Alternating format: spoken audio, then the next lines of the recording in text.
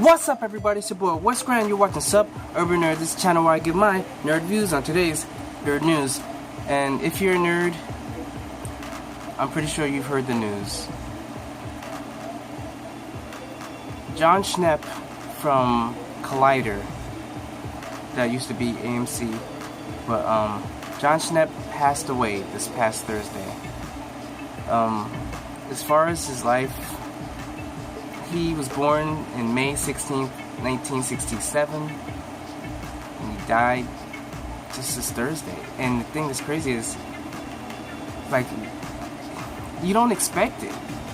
He was fine. I watched him on Monday's episode of Collider Heroes. He was excited. He wanted to go to, like, he was getting ready to go to Comic-Con, because this, apparently, I don't think he's missed the Comic-Con. Like, if he's missed one since it started, I think maybe one or two that he said.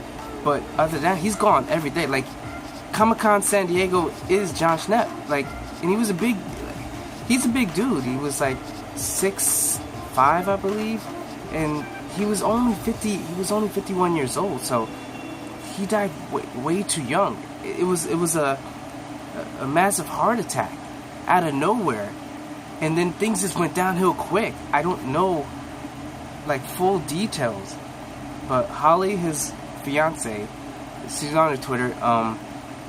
There's a GoFundMe to help the medical bills, because it racked up, like, all the bills and stuff just for the few moments, because, you know, they kept him alive long enough to, you know, his friends and family to see them, his friends and family from Collider, and in his real life. And it's just crazy, because I don't know. It's one thing for someone to be on vacation and you don't see him on a show, like, okay, where is he? He's coming back. But it's another thing for someone you've watched faithfully for years, all of a sudden to be gone. Like, I watched it from the first time he was on, I believe it was AMC, with John Campea, and they brought him on purposely because they were going to talk about Guardians of the Galaxy. And John Campea can tell the story better than me, but they brought this guy on because he had this knowledge of all these obscure, like, comic books heroes. And they talked, and then right off the bat, they clicked. The chemistry was right, and everybody could see it, even John Campea. So, like, Jon Schnepp afterwards was like, yo, anytime you want me to come back, just let me know.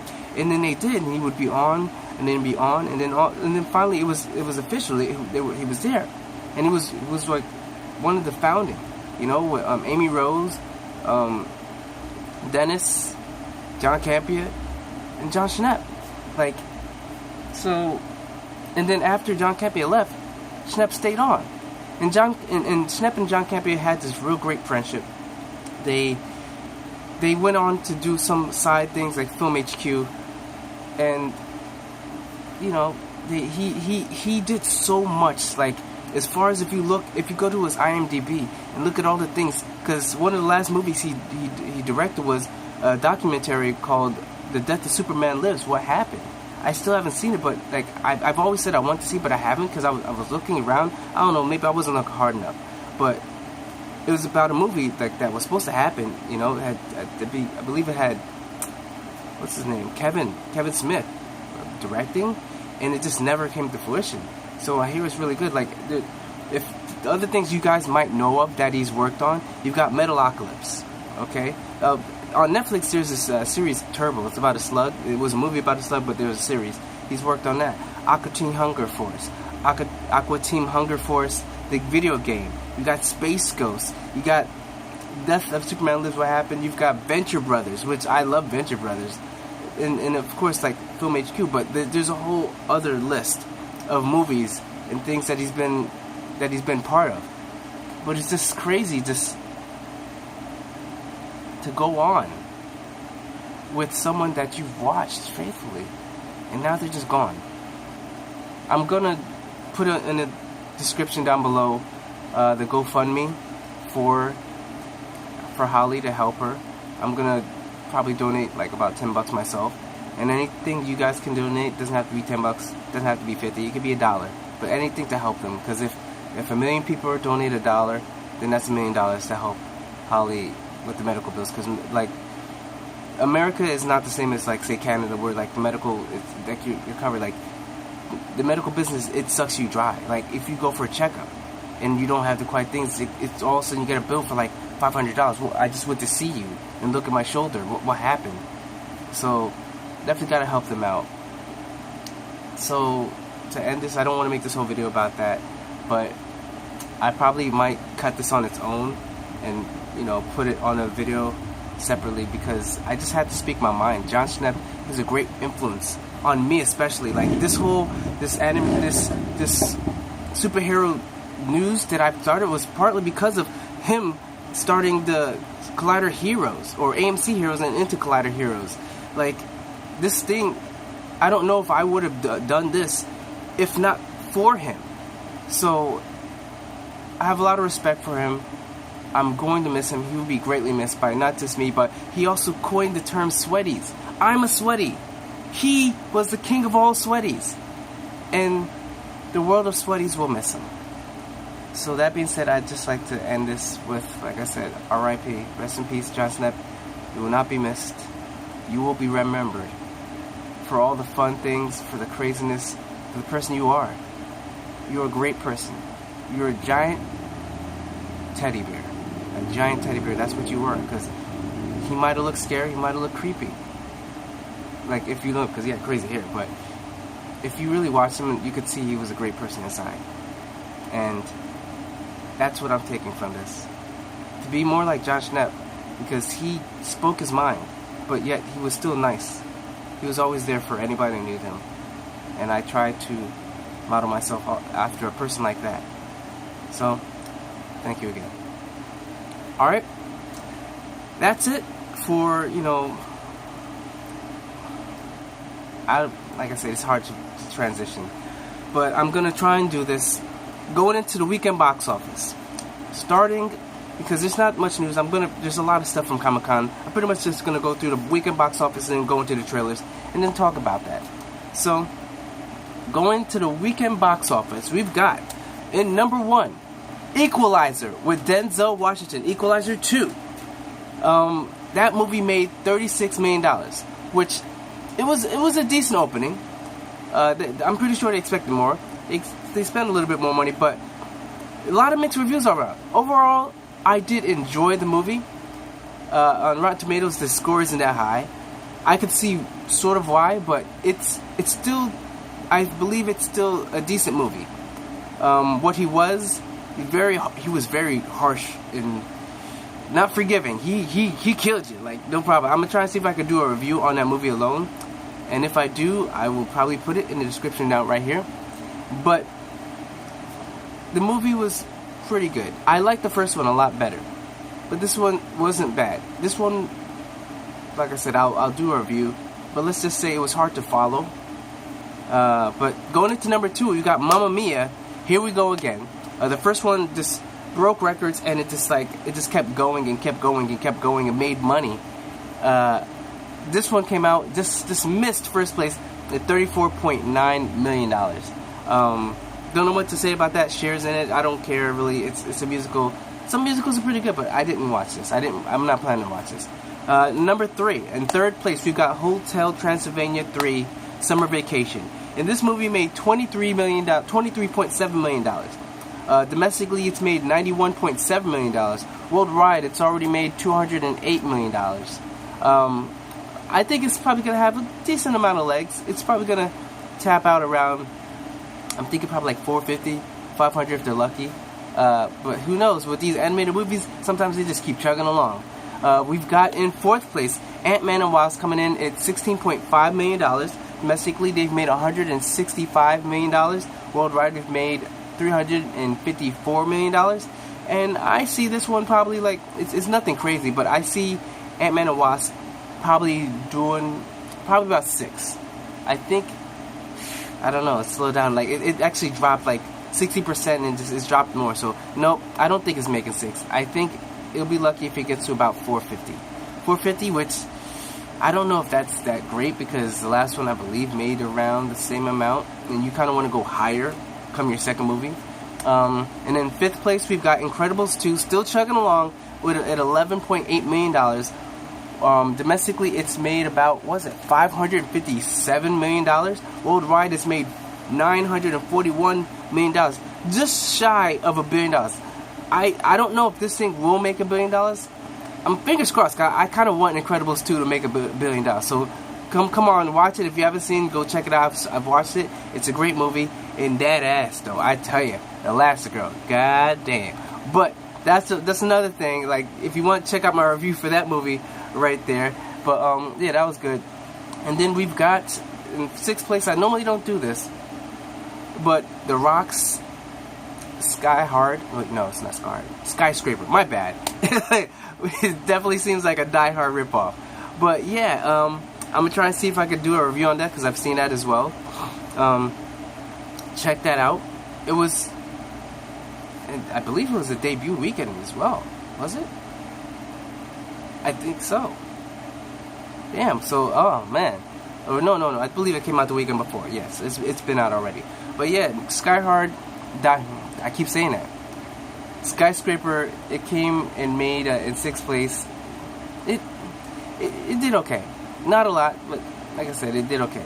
So that's pretty much it for the weekend box office. Going into the trailer talk. I'm gonna see if I can cut this and put it on a separate thing. But let's go. First trailer, we've got Shazam with Zachary Levi. It wasn't bad. The trailer itself, it was good, but it didn't have what you expect. Like, you go into a superhero trailer expecting dramatic, like action and all that, and this was not that. It was like a trailer for Big, the superhero version. Like Big with Tom Hanks, where a little kid turned to adult. That's what this was. You could see the comedy, and there were some funny moments in this. The suit still looks weird because it looks like he's padded. I don't know if that's all him. If that's all him, good on Zachary Levi for getting himself buff. But it looks sort of like it's a padded suit, which I don't know how I feel about it, but it's not taking itself too serious. Basically it's a kid. If he gets powers and then all of a sudden, like, what do you do? He's not trying to be a superhero. He's trying to figure out, like, what powers do I have? Like, yeah, what powers do I have? He's trying to fly. He jumps up, falls back down. He's hurt, which is kind of crazy considering, like, you're supposed to be super strong, so falling down shouldn't hurt that much. Especially if you're impervious to bullets, which he finds out, and then this is one funny moment where, like, he finds out he has electricity power, and then he's like, charge phone. He charges people, and the last person he charges the phone, their phone explodes. Like, what the hell? He's like, oh, my bad. He's like, he stops the bad guys inside a store. So I'm gonna watch it regardless because I'm a sweaty, so I'm gonna see it, but it doesn't impress me, but it gets me interested. So we'll leave it at that. Next, we've got Aquaman with Jason Momoa.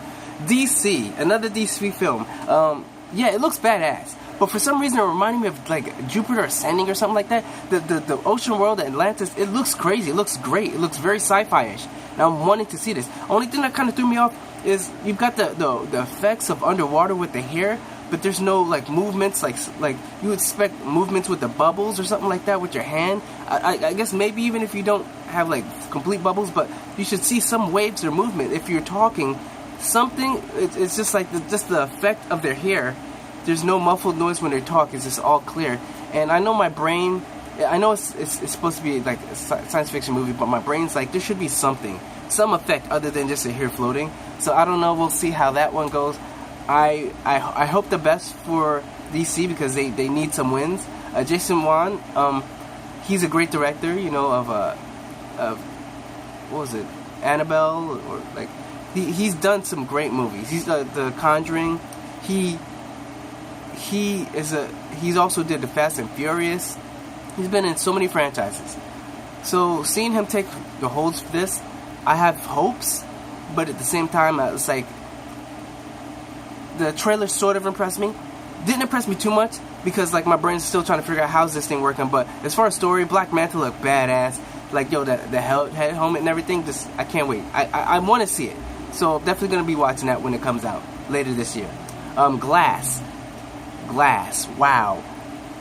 That's a good trailer. That is a good trailer. The Sham Hammer, he might be back. Yeah. This did good. You got David, you've got the Beast, you got Mr. Glass, all of them. You see them in, like, a mental institution. trying to figure out, which I don't know how they all got into this one place, but apparently they are there because they feel that they're special. And this movie, it looks very good. It looks interesting. I want to see this. It's legit probably like one of the trailers out of all of them I'm definitely looking forward to seeing. Like, I want to see this. Probably, it's crazy to see. It's like, this is the trailer that got me. This is my trailer. Glass. And Mr. Glass, just the overtone of talking about, like, just how I'm telling you, I'll probably try and do like a review of the trailer itself. I don't know, maybe I'll do a review for each of these trailers individually, but for now, the Glass trailer, you gotta check it out. I have a playlist, maybe I'll put it right there for you guys to watch. Alita Battle Angel, it looks cool as far as sci-fi, but it freaks me the F out. This girl has anime eyes. She has anime eyes in the real world. So it's like her eyes are just big, and it freaks me out. Like, if everybody eyes were big, like when you watch an Avatar, and the blue people, they have those big eyes, whatever. You know, they're going around. It's just get used to it. I mean, they're kind of sexy. Like, you know, the Zoe, like, you know, she was playing one of the, I forget what their names were, but she looked sexy. I ain't gonna front. But this girl, when you see her with regular people, you see regular people's eyes, and you see her eyes, and then when she see me in instant, when there's action going on, it's just her and the CG, it's all that, it doesn't bother me that much. But when you see her with regular people, it throws me off just a bit. It creeps me out. Now, I don't want to be creeped out. I don't think that's what they're going for, but it creeps me out when I see her talking all sweet or whatever with regular people. But her against these whatever monsters, as far as the cyborgs, yeah, I'm all for it. But we'll see how it looks. You see her with the suit at the end of the trailer. Like I said, I'm going to probably put it in the tabs or in the cards up in the top. But check it out. Alita Battle Angel, it looks like it might be good. It's James Cameron helming this thing. But I don't know. I don't know too much lore about it. I know she's a cyborg brought back. She's special. They haven't had this the technology in her has been lost for like a long time. So she's very special in that part. But hey, we'll see how it turns out. Hey, we'll see if you know, James Cameron still got it. Let's fingers crossed for you, bro. Broly, Super Dragon Ball Z, Dragon Ball Super Broly. The trailer, I ain't gonna front. Trailer's hot, fire. Broly looks crazy. Like when he unleashes his power, like you can tell, like the way they dimmed down the detail on the characters was to amp up the action, because his action looks insane. I can't wait to see it. That's all I got. That's all I got to say about that. Like, can't wait for that. And then the last is, there's a trailer that I have on my channel as well for the new Spider-Man game. It's a story trailer for the Spider-Man for the PS4 with the new suit, the white. And yeah, apparently Miles Morales is in this game. So hey, I don't know if he's gonna be playable. I don't know if anything, but Miles Morales is gonna be in this. So looking forward to that. And that's pretty much it as far as the trailer talk. So that's all I have for Comic-Con. If anything, I'll probably do another video a little bit later. I've got a couple more videos I want to do. I'm going to do the review of Skyheart, aka Skyscraper. I'm going to do a review for Equalizer 2. And that's pretty much it. So remember to comment down below any topic you want to talk about with me. Just comment. I'm here for you. I'm here for everybody. And if you want to talk about Jon Schnepp, if you know Jon Schnepp, you know, just like I said, check out the link I'm going to put down below for the GoFundMe. So remember to subscribe. Check out my last Daily Nerd News, which was last week. Sorry guys. Check out my playlist of all my Daily Nerd News. And remember, I'm Wes Grant. You've been watching Suburban Nerd, and you've just been nerdified. Catch you guys on the next Daily Review.